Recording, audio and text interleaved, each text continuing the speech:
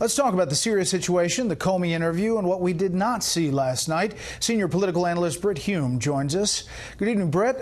First, your thoughts on the Comey rollout and that interview with George Stephanopoulos. Well, it seems to me, Brett, that Comey comes across as a man who, at least in his own eyes, tried very hard to do the right thing and failed. I mean, he wouldn't say that he failed, but you look at the mistakes he made over time, citing the Hillary Clinton investigation for one. I think he quite likely reached the wrong decision about whether she should be prosecuted.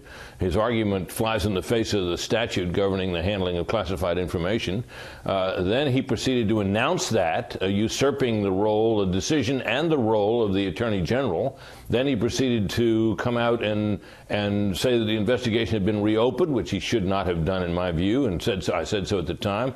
And then, of course, that led him, when the investigation had been finished again, to come out later on and say all that, all of which had the effect, at least some effect, on the election campaign, something Comey said that it made him sick to his stomach to think that he might be doing. But he did it.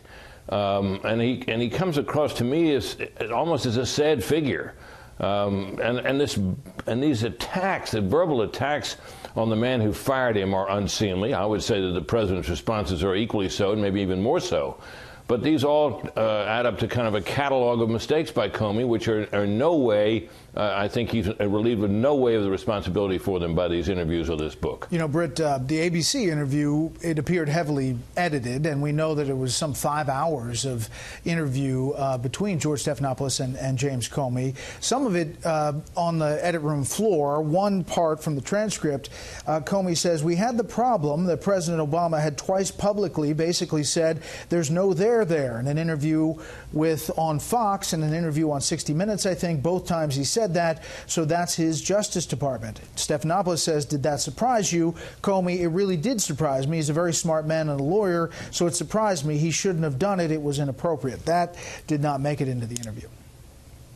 No, and you would think that in an interview so heavily laced with his attacks on President Trump, which are undoubtedly newsworthy and certainly should have been included, that the fact that he was critical of President Obama on a matter related to the Hillary Clinton investigation would have made it into the interview. I'm surprised it didn't. It should have. What about the Syria situation? You had the U.S. ambassador to the United Nations yesterday on the Sunday show saying that sanctions were coming as soon as today from the Treasury Secretary on Russia. And then today the White House kind of walking that back, saying they're considering what to do. In the wake of all of this, to have that kind of back and forth today? Well, that's embarrassing in light of what I think has been widely regarded as a successful mission in Syria, and to have this apparent contradiction. I don't know whether it's a contradiction in terms of the policy itself, toward Russia on sanctions, or whether it's simply a matter of timing, but I guess we'll soon see.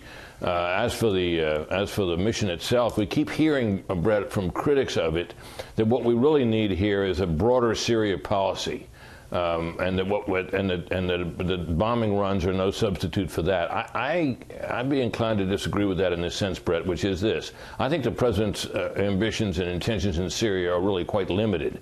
I think he wants to obviously to finish the job against ISIS and get our forces out of there once that's done. And I think he wants to deter the further use of chemical weapons. That he's not trying to side in the civil war against Assad particularly, but he is saying these weapons cross a line that was once drawn by his predecessor, who did nothing when it was crossed. So I think that's basically where we are. Two things: defeat ISIS and deter the use of chemical weapons, and that's about it. And that may not be the right policy, but that's what it is, and it is, in effect, a policy. Britt, as always, thank you. You bet.